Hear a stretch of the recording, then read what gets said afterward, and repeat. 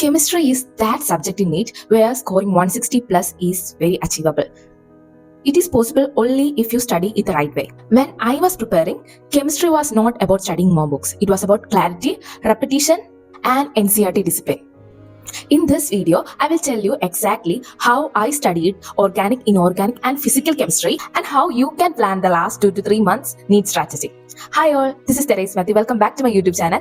ഈ വീഡിയോയിൽ ഞാൻ നിങ്ങൾക്ക് കെമിസ്ട്രിയിൽ കുറെ പേര് ചോദിച്ചിട്ടുണ്ടായിരുന്നു കെമിസ്ട്രി എങ്ങനെയാണ് പഠിച്ചിട്ടുണ്ടായിരുന്നതെന്ന്. സോ ഐ തോട്ട് കെമിസ്ട്രിക്ക് എങ്ങനെയാണ് പഠിക്കേണ്ടതെന്നൊരു ഡൗട്ട് ഉള്ളവർക്ക് ലാസ്റ്റ് 2 to 3 months ഞാൻ എങ്ങനെയായിരുന്നു പഠിച്ചിരുന്നതെന്ന് ഞാൻ നിങ്ങൾക്ക് പറഞ്ഞുതരാം. സോ നിങ്ങൾക്ക് അതൊരു ഹെൽപ്ഫുൾ ആവുമെന്ന് വിചാരിക്കുന്നു. So watch till the end to know how I studied chemistry for my NEET exam. നമ്മൾ സബ്ജക്റ്റിനകത്തേക്ക് പോകുന്നതിന് മുമ്പ് തന്നെ ഒരു കാര്യം നന്നായിട്ട് മനസ്സിലാക്കാം. Chemistry is not a guessing subject. Okay, so എന്റെ കാര്യം പറയുവാണെങ്കിൽ നമ്മൾ ബേസ് എന്ന് പറയുന്നത് എന്താണ്? NCERT ആണ്. And the previous year questions are my direction and repeat ആയിട്ട് ഇത് ചെയ്യുന്നത് വഴിയാണ് മൈ സ്കോർ ഇൻക്രീസ്. നമുക്ക് കെമിസ്ട്രിയിൽ 3 പാർട്സ് ഉണ്ട് അല്ലെ? Organic, inorganic and physical chemistry. So നമുക്ക് ഈ വീഡിയോ 3 പാർട്ടായിട്ട് തന്നെ ഡിസ്കസ് ചെയ്യാം. ഓർഗാനിക് കെമിസ്ട്രി എങ്ങനെ പഠിക്കാം, inorganic and physical chemistry. So first part organic എങ്ങനെ പഠിക്കാം നമുക്ക് നോക്കാം. സോ ഓർഗാനിക് കെമിസ്ട്രി ആദ്യമൊക്കെ ഒന്ന് എന്നെ പേടിപ്പിച്ചൊരു സംഭവമായിരുന്നു. പക്ഷെ പിന്നീട് അത് കറക്റ്റ് ആയിട്ട് പഠിക്കാൻ തുടങ്ങിയപ്പോഴത്തേക്കും ഓർഗാനിക് കെമിസ്ട്രി ഭയങ്കര ഈസിയാണ്. സോ നമ്മൾ ആദ്യം എന്താ പഠിക്കേണ്ടത്? റിയാക്ഷൻ മെക്കാനിസംസ് പഠിക്കണം. ഓക്കെ, ദെൻ നമ്മൾ NCERTയിലുള്ള റിയാക്ഷൻസ് പഠിക്കണം. പിന്നെ നമ്മൾ എന്ത് ചെയ്യണം? ഇത് പ്രാക്ടീസ് ചെയ്യണം. So I started organic chemistry with general organic chemistry.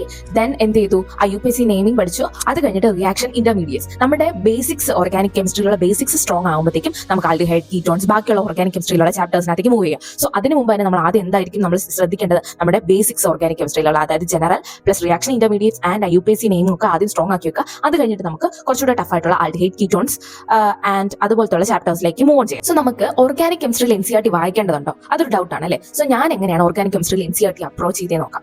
പഠിക്കുന്നത് ആ ഒരു ചാപ്റ്റർ നമ്മൾ ആദ്യം മനസ്സിലാക്കിയതിന് ശേഷം I read NCERT. Okay, so NCERT വായിക്കുന്ന സമയത്ത് ഞാൻ നെയിംഡ് റിയാക്ഷൻസ് അണ്ടർലൈൻ ചെയ്തു. So I underline named reactions, പിന്നെ നമ്മൾ എക്സെപ്ഷൻസ് ആൻഡ് റിയേജൻസ്. ഇത് ഞാൻ നന്നായിട്ട് നോക്കിയിട്ടുണ്ടായിരുന്നു, അണ്ടർലൈൻ ചെയ്ത് വെച്ചു. കാരണം പിന്നീട് ഞാൻ ഫുൾ ആയിട്ട് തന്നെ ഓർഗാനിക് കെമിസ്ട്രി വായിക്കുന്നതിന് പകരം ഞാൻ അണ്ടർലൈൻ ചെയ്ത പോർഷൻസ് മാത്രമേ വായിച്ചിട്ടുണ്ടായിരുന്നുള്ളൂ. ഓക്കെ, സോ NCERT ഞാൻ ഇങ്ങനെയാണ് അപ്രോച്ച് ചെയ്തത്. സോ ആ ഒരു കോൺസെപ്റ്റ് മനസ്സിലാക്കിയതിന് ശേഷം ഞാൻ NCERT വായിച്ചു. ആൻഡ് വായിക്കുന്ന ടൈമിൽ named reactions, reagents and exceptions, okay, ഈ 3 സംഭവങ്ങളായിരുന്നു ഞാൻ അണ്ടർലൈൻ ചെയ്ത് വെച്ചിട്ടുണ്ടായിരുന്നു. പിന്നെ ഞാൻ നമ്മൾ ഫിസിക്സിൽ നമ്മൾ ഇക്വേഷൻ ബുക്ക് പറഞ്ഞില്ലേ, അതേപോലെ തന്നെ കെമിസ്ട്രിയിൽ ഒരു ചെറിയൊരു ഷോർട്ട് ബുക്ക് ഉണ്ടായിരുന്നു. അത് നമ്മൾ റിയാക്ഷൻസ്, അതിനകത്ത് നമ്മൾ ഇക്വേഷൻസ് എഴുതുന്നത് പോലെ തന്നെ ഈ ഓർഗാനിക് കെമിസ്ട്രിക്ക് വേണ്ടിയിട്ട് ഞാൻ ഒരു കുഞ്ഞൊരു പാർട്ട് മാറ്റി വെച്ചിട്ടുണ്ടായിരുന്നു. അതിനകത്ത് നമ്മൾ റിയേജന്റ്, പിന്നെ ഒരു 1 ലൈൻ മെക്കാനിസം, അതിന്റെ റിയാക്ഷൻ മെക്കാനിസം, നെയിംഡ് റിയാക്ഷൻസിന്റെ പേര് ഇങ്ങനെ ഞാൻ എഴുതിയിട്ടുണ്ടായിരുന്നു. ഇത് ലാസ്റ്റ് മിനിറ്റ് റിവിഷനിൽ കുറച്ചുകൂടെ നമുക്ക് യൂസ്ഫുൾ ആയിരിക്കും. ഈ ഓർഗാനിക് കെമിസ്ട്രി എങ്ങനെ നമുക്ക് പ്രാക്ടീസ് ചെയ്യാൻ നോക്കാം. സോ ഫസ്റ്റ് നമുക്ക് NCERTക്കകത്ത് ഇൻടെക്സ്റ്റ് ആയിട്ടുള്ള ക്വസ്റ്റ്യൻസ് തന്നെ ചെയ്ത് നോക്കാം. അത് നല്ല ഹെൽപ്ഫുൾ ആയിരിക്കും. അതിനുശേഷം നമുക്ക് പ്രീവിയസ് ഇയർ ക്വസ്റ്റ്യൻസ് നോക്കാം. ഓക്കെ, പ്രീവിയസ് ഇയർ ക്വസ്റ്റ്യൻസ് പിന്നെയും റിപ്പീറ്റ് ആയിട്ട് ചോദിക്കാൻ ചാൻസ് ഉണ്ട്.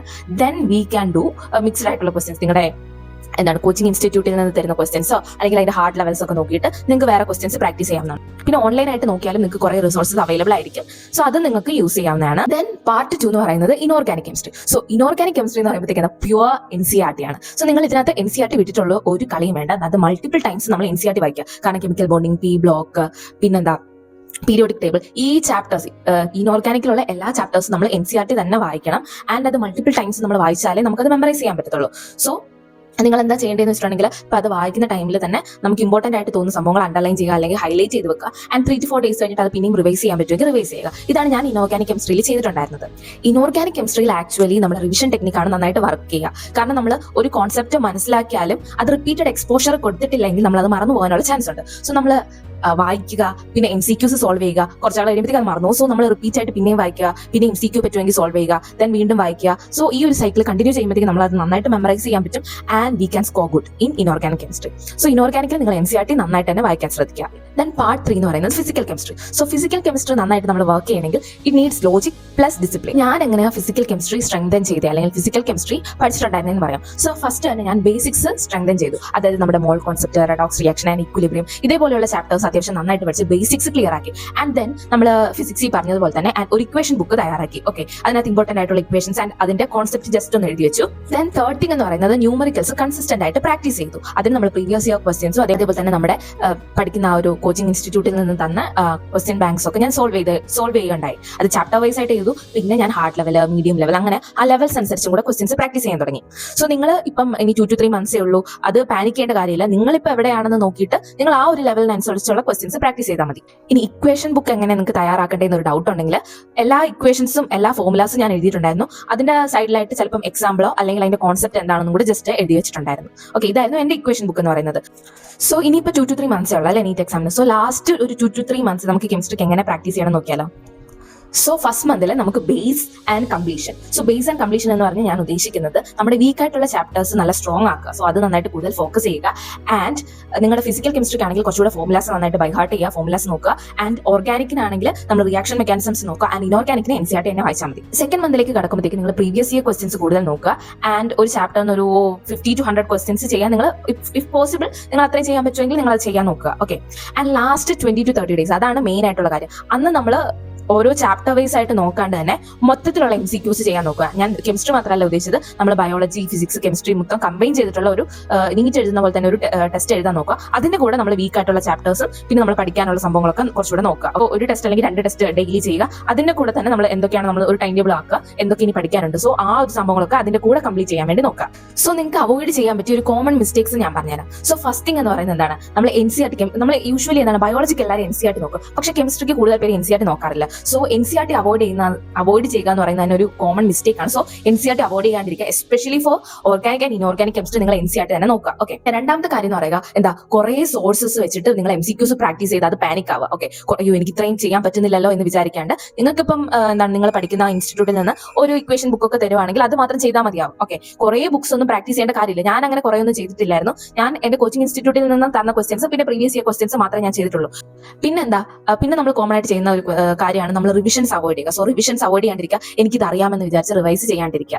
പിന്നെ ഒരു കാര്യമാണ് നമ്മൾ ഡിഫിക്കൽട്ട് ചാപ്റ്റേഴ്സ് അവസാനത്തേക്ക് വെക്കുക. സോ ഡിഫിക്കൽട്ട് ചാപ്റ്റേഴ്സ് അവസാനത്തേക്ക് വെക്കാണ്ട് ആദ്യം തന്നെ അതൊക്കെ ചെയ്ത് അതൊക്കെ പഠിച്ചു തീർക്കാൻ വേണ്ടി തന്നെ ശ്രദ്ധിക്കുക.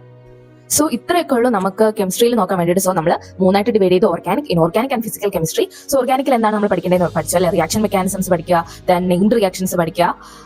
ആൻഡ് അതിന് മുമ്പേ തന്നെ നമ്മുടെ ബേസ്, അതായത് IUPAC നെയിമിംഗ്, ജനറൽ ഓർഗാനിക് ആ ഒരു സംഭവങ്ങളൊക്കെ നമ്മൾ ക്ലിയർ ചെയ്തിട്ട് നമ്മൾ ആൾഡിഹൈഡ് കീറ്റോൺസ് ചാപ്റ്ററിലേക്ക് പോവുക. ദെൻ ഇനോർഗാനിക് വരുമ്പോഴത്തേക്കും P ബ്ലോക്ക് ഒക്കെ നമ്മൾ മൊത്തം ഫുള്ളി NCERT തന്നെ ഫോക്കസ് ചെയ്ത് പോവുക. പിന്നെ അതിന്റെ കൂടെ MCQs ഒക്കെ സോൾവ് ചെയ്യുക. റിപ്പീറ്റഡ് റിവിഷൻസ് നമുക്ക് ഈ ഇനോർഗാനിക് കെമിസ്ട്രിക്കകത്ത് ആവശ്യമാണ്. ആൻഡ് ഫിസിക്കൽ കെമിസ്ട്രിയിലേക്ക് വരുമ്പോഴത്തേക്കും മൾട്ടിപ്പിൾ ന്യൂമറിക്കൽസ് സോൾവ് ചെയ്യുക, ഫോർമുലാസ് ബൈ ഹാർട്ട് ചെയ്യുക, അത് കോൺസെപ്റ്റ് മനസ്സിലാക്കിയിട്ട് ഫോർമുലാസ് നോക്കി വെക്കുക. ആൻഡ് റിപ്പീറ്റഡ് MCQs ചെയ്യുമ്പോഴത്തേക്കും അതും അത്യാവശ്യം സെറ്റ് ആയിരിക്കും. സോ കെമിസ്ട്രി എന്ന് പറയുമ്പോഴത്തേക്കും നമ്മൾ കൺസിസ്റ്റന്റ് ആയിട്ട് പ്രാക്ടീസ് ചെയ്യുവാണെങ്കിൽ നമുക്ക് അത്യാവശ്യം 160+ സ്കോർ ചെയ്യാൻ പറ്റുന്ന ഒരു നല്ല അടിപൊളി സബ്ജക്റ്റ് ആണ്. Guys, I am also thinking to start a new podcast where I talk with my friends how they prepared for NEET and ഇപ്പോഴത്തെ നീറ്റിന് ശേഷമുള്ള ലൈഫ് ആൻഡ് മെഡിക്കൽ കോളേജിലുള്ള ചേഞ്ചസ് എന്താണ്. So I am planning to start something new. So നിങ്ങൾക്ക് interest ആണെങ്കിൽ comment ചെയ്യുക കേട്ടോ. Should I start a podcast and do you love watching that? Okay, so നിങ്ങൾക്ക് അത് ഒന്ന് കമന്റ് ചെയ്യുക. പോഡ്കാസ്റ്റ് ഞാൻ തുടങ്ങണമെന്നാണ് വിചാരിക്കുന്നത്.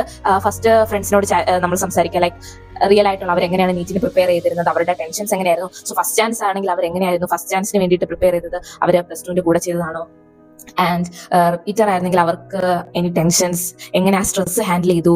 So I am thinking to start something new like a podcast. You can also follow me on Instagram. So നിങ്ങൾക്ക് എന്തെങ്കിലും doubts TMCനെ കുറിച്ചോ അല്ലെങ്കിൽ കെമിസ്ട്രി പഠിക്കുന്നതിനെ കുറിച്ചോ നീറ്റിന് പ്രിപ്പയർ ചെയ്യുന്നതിനെ കുറിച്ച് എന്തെങ്കിലും ഡൗട്ട്സ് എന്തെങ്കിലും വരുവാണെങ്കിൽ നിങ്ങൾക്ക് Instagramൽ എനിക്ക് DM ചെയ്യാവുന്നതാണ്. I will try to help you. If this video help you, share this with your friends who are preparing for NEET and like this video and subscribe for more videos. So നിങ്ങൾക്ക് video ഇഷ്ടമായെന്ന് വിചാരിക്കുന്നു. Thank you so much for watching and bye.